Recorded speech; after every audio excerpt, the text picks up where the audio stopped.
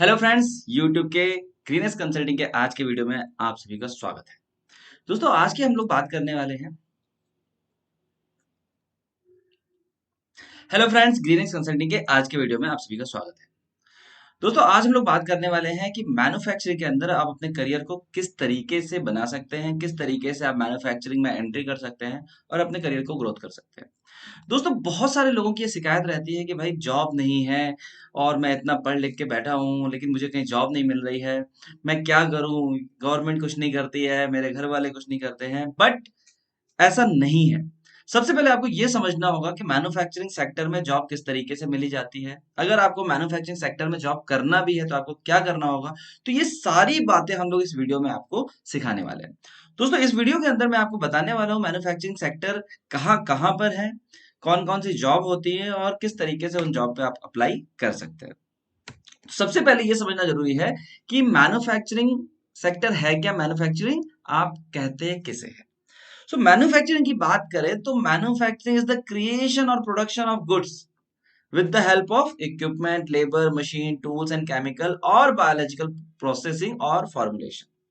कहने का मतलब ये है कि जब हम किसी भी इक्विपमेंट की सहायता से, कुछ व्यक्तियों की सहायता से, मशीन, टूल्स, केमिकली या बायोलॉजिकली प्रोसेसिंग करके कुछ भी प्रोड्यूस करते हैं, कुछ भी क्रिएट करते हैं, इसको मैन्युफैक्चरिंग कहते हैं। चाहे वो गाड़ी हो, चाहे वो घर हो, घर नहीं, घर के अंदर यूज होने वाले डिफरेंट डिफरेंट प्रोडक्ट हो, जैसे सीमेंट हो या ईंट हो या कोई केमिकल हो, पेंट हो या गाड़ी के अंदर लगने वाले पार्ट्स हो या ये ट्यूबलाइट हो या ये लैपटॉप हो या म्यूजिक सिस्टम हो या साउंड सिस्टम हो।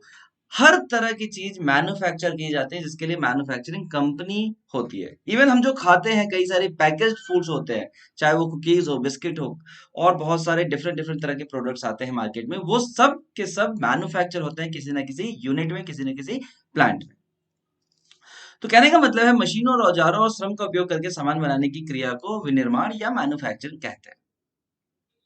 ना बात ये होती है कि मैन्युफैक्चरिंग सेक्टर्स हैं कहाँ पे।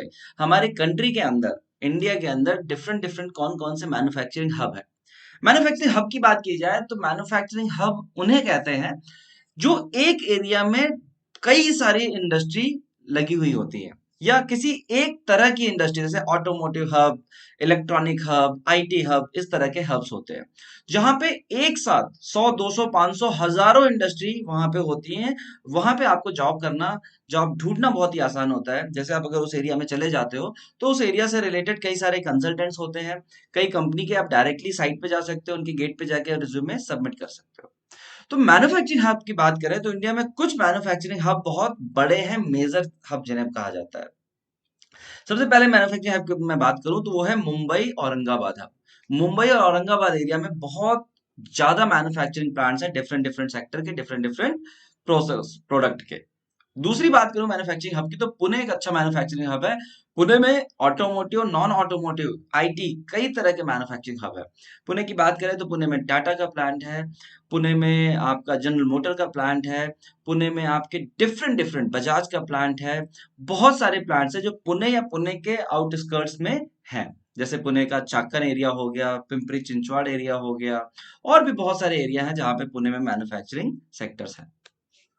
नेक्स्ट बात करते हैं NH48। ये है गुड़गांव से लेकर जो आपका पूरा भिवाड़ी नीमराणा तक का कॉरिडोर है, इसको हम लोग NH48 गुड़गांव भिवाड़ी नीमराणा कॉरिडोर बोलते हैं ना। इसमें बात करते हैं तो दिल्ली से, जैसे दिल्ली से आप निकलते हो, गुड़गांव जहां से चालू होता है वहीं से ये गुड़गांव मैन्युफैक्चरिंग हब चालू हो जाता है। उसमें उद्योग कुंज आ जाता है, उद्योग कुंज से फिर जैसे ही आगे बढ़ते हैं नरसिंहपुर आ जाता है, फिर आपका टोल के आसपास का है, उसके बाद आपका मानेसर आ जाता है, मानेसर से थोड़ा सा आगे बढ़ते हैं आप धारूहेड़ा आ जाता है, धारूहेड़ा से थोड़ा सा आगे बढ़ते हैं आप भिवाड़ी आ जाता है, भिवाड़ी से थोड़ा सा साइड में बढ़ते हैं तो बावल आ जाता है, बावल के बाद आपका नीमराना आ जाता है।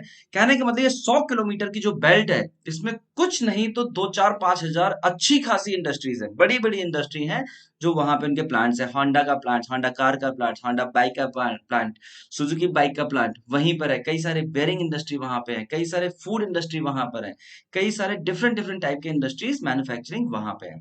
तो अगर आप गुड़गांव या उसके आसपास एरिया में जाते हो, वहां पे रह के जॉब सर्च करते हो तो आपके लिए बहुत आसान होगा एक साथ हजारों कंपनी में अप्लाई करने के लिए।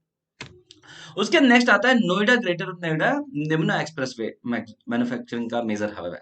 सो नोएडा में बहुत सारी इंडस्ट्री है, ग्रेटर नोएडा में बहुत सारी इंडस्ट्री है, और धीरे धीरे यमुना एक्सप्रेसवे की तरफ बढ़ रही है, जेवर या उससे आगे, जहां पे बहुत सारे मैन्युफैक्चरिंग सेक्टर्स है, मैन्युफैक्चरिंग हब है। इलेक्ट्रॉनिक्स नोएडा में बहुत ज्यादा है, इलेक्ट्रॉनिक्स के अलावा इलेक्ट्रिकल्स बहुत ज्यादा है, और छोटे मोटे ऑटोमोटिव और अदर फूड्स रिलेटेड भी सेक्टर्स वहां पर हैं। नेक्स्ट बात करते हैं तो हमारे को बेंगलुरु एक काफी अच्छा मैन्युफैक्चरिंग हब है, उसके साथ साथ वहां पे आईटी भी है, तो कॉम्बिनेशन ऑफ मैन्युफैक्चरिंग और आईटी हब है बेंगलुरु। बेंगलुरु में भी अगेन बहुत बड़े बड़े प्लांट्स हैं, बॉश का प्लांट है, एसकेएफ का प्लांट है, इसके अलावा बहुत सारे different different multinational national companies वहां पर है। दूसरा है चेन्नई, चेन्नई में जहां पे ऑटोमोटिव के अलावा ऑटोमोटिव के सप्लायर्स और अदर प्लांट्स भी बहुत अच्छे खासी संख्या में हैं। अगली बात करते हैं हैदराबाद। हैदराबाद भी अपने आप में एक मैन्युफैक्चरिंग हब है, और उसके साथ साथ हैदराबाद में भी आईटी और अदर सेक्टर्स भी हैं, तो आप हैदराबाद में अप्लाई कर सकते हो। नेक्स्ट है आपका अहमदाबाद। अहमदाबाद काफी अच्छा मैन्युफैक्चरिंग हब है, वहां पर भी आपको एमएनसीज और नेशनल कंपनी मिल जाएंगी जो बड़े लेवल पे काम करती है। उसके बाद बात करते हैं वडोदरा, भरूच, अंकलेश्वर क्लस्टर। इसमें जो भरूच है, भरूच का एक एरिया है जिसको दहेज एरिया बोलते हैं, वहां पे आपको केमिकल की बहुत सारी इंडस्ट्री मिलेंगी, केमिकल या मेडिकल की इंडस्ट्रीज मिलेंगी। भरूच अंकलेश्वर में आपका सन फार्मा के 2-3 प्लांट है, वडोदरा में उनके प्लांट है। इस एरिया में काफी अच्छा खासा मैन्युफैक्चरिंग सेक्टर है। तो ये है आपके मेजर हब मैन्युफैक्चरिंग के। तो अगर आप कुछ भी क्वालिफिकेशन करने के बाद, BTech, MTech, MBA, ITI, diploma करने के बाद अगर आपको जॉब नहीं मिल रही है और आपके घर के आसपास कोई इंडस्ट्री नहीं है, तो डेफिनेटली इनमें से किसी ना किसी एरिया में जो आपका नियरेस्ट एरिया हो, वहां पे आपको जाना चाहिए और आपको जॉब के लिए अप्लाई करना चाहिए। मैं आगे ये भी बताऊंगा कि जॉब अप्लाई कैसे करना है इन सेक्टर्स में। कुछ अदर हब्स की बात करें, ये मेजर हब के अलावा भी बहुत सारे मैन्युफैक्चरिंग हब हैं, बहुत सारे मैन्युफैक्चरिंग प्लांट्स हैं, जहां पे अगर हम उत्तर प्रदेश की बात करें तो लखनऊ, कानपुर एंड गाजियाबाद, यहाँ पे अच्छे खासे प्लांट हैं। लखनऊ में टाटा का प्लांट है, अशोक लेलैंड का नया प्लांट आ रहा है, उसके अलावा अलग अलग का काफी सारे प्लांट्स हैं, उनके ऑटोमोटिव सप्लायर्स के प्लांट है। कानपुर की बात करें तो लेदर काफी अच्छा यहाँ पे प्रोडक्ट है, तो लेदर के बहुत सारे प्लांट है। लेदर के अलावा ऑटोमोटिव के प्लांट है, मशीनिंग के प्लांट है, फूड के प्लांट है, केमिकल के प्लांट है, फर्टिलाइजर्स है, काफी सारे कानपुर में भी है। और अभी रिसेंटली अदानी का डिफेंस कॉरिडोर आया है, कानपुर के ही एरिया में लगभग 1000 से 2000 एम्प्लॉय वहां पे काम करने वाले हैं आगे चल के। गाजियाबाद में भी एक अच्छा खासा मैन्युफैक्चरिंग हब है, बट ये दिल्ली एनसीआर में आ जाता है सारा कुछ। गाजियाबाद, गुड़गांव, नोएडा, ग्रेटर नोएडा, इवन बड़ौद, बागपत जो एरिया है वो सब इसमें, लोनी एरिया सब आ जाता है इसमें दिल्ली एनसीआर में। उत्तराखंड की बात करें तो हरिद्वार में काफी अच्छा मैन्युफैक्चरिंग सेक्टर है। महिंद्रा एंड महिंद्रा का प्लांट है, हीरो का प्लांट है, उसके अलावा उनके वेंडर्स हैं, उसके अलावा फूड के, केमिकल के, और भी बहुत सारे इलेक्ट्रिकल, इलेक्ट्रॉनिक्स, आईटीसी का प्लांट है, हिंदुस्तान यूनिलीवर का प्लांट है, बहुत सारे प्लांट है। देहरादून में बहुत प्लांट है, रुद्रपुर में अशोक लेलैंड, टाटा का प्लांट है, और भी बहुत सारे, बजाज का प्लांट है उत्तराखंड के अंदर। उत्तराखंड के बाद बात करें तो हिमाचल प्रदेश में सोलन और बद्दी एरिया है जहां पे मैन्युफैक्चरिंग सेक्टर है। पंजाब में लुधियाना एंड जालंधर है। उसके अलावा बात करें तो गुजरात में सूरत एंड राजकोट भी बहुत बड़ा मैन्युफैक्चरिंग हब है। मध्य प्रदेश के अंदर इंदौर, भोपाल एंड जबलपुर है, जबकि झारखंड में जमशेदपुर, बोकारो एंड रांची है। तो इस तरीके से देखा जाए तो बहुत सारे डिफरेंट डिफरेंट मैन्युफैक्चरिंग हब हैं। अब आपको ये देखना है कि अगर आपके शहर में बहुत अच्छे प्लांट्स नहीं है, आप बड़ी कंपनी में काम करना चाहते हो, तो या तो आप मेजर हब में जाओ या इन अदर हब में जाओ, और उसके अलावा भी बहुत सारे छोटे छोटे हर सिटीज में प्लांट होते हैं, आप वहां पर भी अप्लाई कर सकते हो। तो अप्लाई करने के लिए सबसे पहले ये समझना जरूरी है कि मैन्युफैक्चरिंग में किस टाइप की जॉब्स होती है।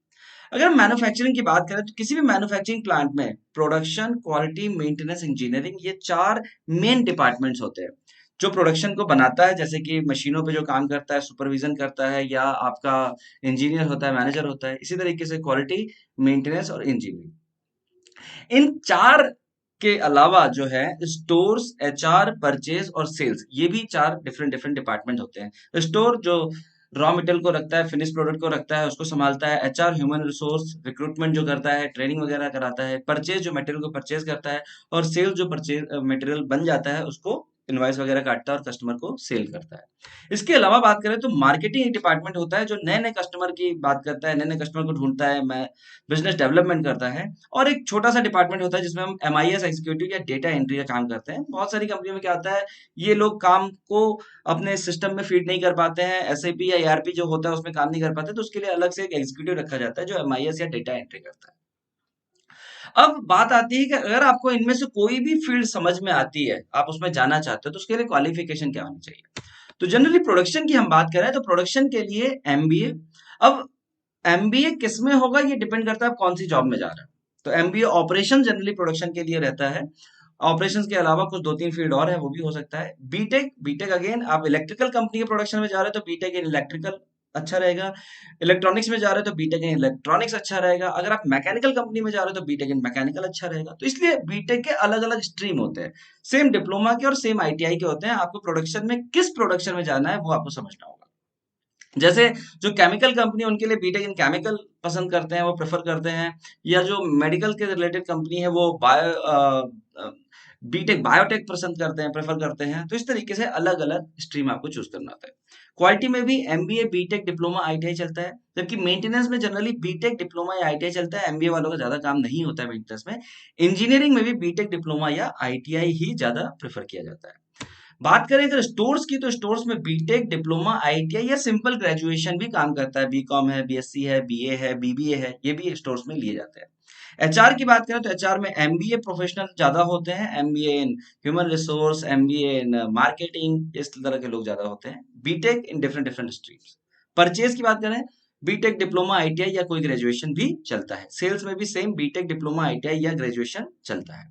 मार्केटिंग की बात करें तो मार्केटिंग, एमबीए इन मार्केटिंग बहुत प्रेफर किया जाता है। बीटेक अगर उस जैसे कोई कंपनी मैकेनिकल कंपनी है तो अगर बीटेक मैकेनिकल है तो वो मार्केटिंग में जा सकता है। डिप्लोमा इन मैकेनिकल है तो मार्केटिंग में जा सकता है। अब किस लेवल पे आप जाओगे उसके लिए क्वालिफिकेशन मायने करती है। एमआईएस के लिए सिंपल, अगर आपने ग्रेजुएशन कर रखा है, बीबीए, बीसीए या बीएससी, बीकॉम, तो आपको एमआईएस में जॉब मिलती है। डिप्लोमा कर रखा है तो भी आपको जॉब मिलती है। ना बात करते हैं कि अदर क्वालिफिकेशन क्या चाहिए। क्या इतने क्वालिफिकेशन काम चल जाएगा? नहीं। इसके अलावा आपको कंप्यूटर की लिटरेसी होनी चाहिए, यानी कंप्यूटर में अच्छा खासा आपको एटलीस्ट एमएस पे काम अच्छा आना चाहिए। PowerPoint, Excel, Word, mail लिखना, टाइपिंग करना, डेटा एंट्री करना, ये कुछ आना चाहिए। आप इसके लिए कोर्सेज कर सकते हैं। ट्रिपल सी होता है, एडवांस लेवल होता है, ओ लेवल होता है, आप कंप्यूटर सीख सकते हो। इसके अलावा certification courses on different ISO standard. ISO standard क्यों? अगर आप किसी भी प्रोडक्शन कंपनी में काम कर रहे हैं तो उस कंपनी में कम से कम 3 आईएसओ के स्टैंडर्ड जरूर होंगे। 9001, 14001, 45001। इसके अलावा कुछ कंपनी आईएसओ 50001 पे काम करती हैं। कोई फूड में है तो 22000 पे काम करेगा। तो आपको वो सर्टिफिकेशन कोर्स करना चाहिए। सर्टिफिकेशन के लिए आप नीचे डिस्क्रिप्शन में हम ग्रीनेक्स कंसल्टिंग का एक ऐप है, आप वहां पे जाके सेल्फ लर्निंग कर सकते हो और आपको सर्टिफिकेशन के लिए अप्लाई कर सकते हो। तो मैं उसको डिस्क्रिप्शन में लिंक डाल देता हूँ। इसके अलावा आपको certification course on different tools जैसे टीपीएम, सिक्स सिग्मा, काइजन, लीन या कॉन्टिन्यूअस इंप्रूवमेंट अगर आप करते हो तो ये एडिशनल बेनिफिट आपको देगा। अदर कैंडिडेट से आपको ज्यादा प्रेफरेंस देगा। अगेन डिस्क्रिप्शन में जाइए, ऐप को डाउनलोड करिए और इसमें से जो कोर्स आप करना चाहते हो बहुत ही कम दामों में आप कोर्स को कर सकते हैं। अगर आपको फर्दर डिस्काउंट चाहिए तो आप मेरे नंबर पे कांटेक्ट कर सकते हैं। डिस्क्रिप्शन में कांटेक्ट दिया हुआ है, आपको फर्दर डिस्काउंट मिल जाएगा ऐप पे। तो ये क्वालिफिकेशन आप लेके अप्लाई करते हो तो डेफिनेटली आपको जॉब मिलने के चांसेस ज्यादा हो जाते हैं।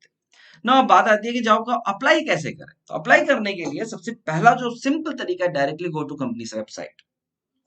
ये जितनी भी कंपनियां हैं आपके मैन्युफैक्चरिंग हब में जो आप जानते हो, उनकी वेबसाइट को सर्च करो। उनकी वेबसाइट पे एक करियर का ऑप्शन होता है, वहां पे जाके आप अप्लाई कर दो। अगर जॉब होगी तो डेफिनेटली आपको बुलाएंगे। दूसरा ऑप्शन है check with different job portal, जैसे Naukri.com, इंडीड है, अपना जॉब है, क्विकर जॉब है, बहुत सारे जॉब पोर्टल्स है। आप उस पर जाके अप्लाई करते रहो। ये मत सोचो कि सर पिछले महीने 10 अप्लाई किए थे, एक भी नहीं आया। भाई कई बार लोग 100 अप्लाई करते हैं तब जाके एक अच्छी जॉब मिलती है। आप हर दिन 5 का एम बनाओ कि मुझे 5 जॉब अप्लाई करनी है डेली, हर पोर्टल से एक। देन तीसरा जो ऑप्शन है वो है connect with reputed job placement consultant. जो अच्छे जॉब प्लेसमेंट कंसल्टेंट है, जो पैसा नहीं चार्ज करते हैं पहले, जो पहले बोलता है 2000 दे दो, 5000 दे दो, जॉब लगा देंगे, फ्रॉड है, उनके पास मत जाना। जो कहते हैं ठीक है आप अपना रजिस्ट्रेशन करा लीजिए, मे बी 10, 20, 50 रुपए दे सकते हैं आप रजिस्ट्रेशन के लिए, इससे ज्यादा नहीं। उसके बाद वो आपको इंटरव्यू कराते हैं, सेलेक्ट होते हैं तो डायरेक्टली कंपनी से पैसा लेते हैं। कुछ कंसल्टेंट आपसे पैसा ले सकते हैं बट वो नॉमिनल चार्जेस होते हैं। जॉब लगने के बाद 500, 1000, 2000 इतना चलता है, 5000 तक भी चलता है अगर अच्छी बहुत जॉब मिली है तो। फोर्थ ऑप्शन है आजकल ये बहुत प्रेफर किया जाता है, check the company LinkedIn page for job posting. आजकल कंपनी अपने लिंक्डइन पेज पर भी जॉब पोस्ट कर रही है, आप वहां पे जाके डायरेक्टली अप्लाई कर सकते हो। और पांचवा जो सबसे बेस्ट ऑप्शन मैं आपको बताने वाला हूँ, check our job YouTube channel. हम लोगों का जॉब यूट्यूब चैनल है जो सबको नौकरी डॉट नाम से अवेलेबल है। इस पर मैंने बहुत सारी कंपनियों के बहुत सारे जॉब अप्लाई करने के तरीके, उनके जॉब को डाल रखा है। तो आप सिंपली अगर इस पे क्लिक करते हो, डिस्क्रिप्शन में इसका लिंक मैं फिर से दे देता हूँ। अगर आप इस पे क्लिक करते हो तो आपको सबको नौकरी के पोर्टल जो वीडियो है उसमें दिख जाएंगे कौन-कौन से जॉब आपके आस-पास अवेलेबल है। ओके, तो उम्मीद करता हूँ ये वीडियो आपको पसंद आया होगा। आप इस वीडियो की सहायता से अपनी जॉब या अपने दोस्तों या अपने आस-पास के परिवार के रिश्तेदारों की जॉब लगाने में मदद करेंगे। चैनल को सब्सक्राइब करना नहीं भूलिएगा, वीडियो को लाइक ज़रूर कीजिएगा, अपने दोस्तों के साथ शेयर करिएगा। Good day, good bye.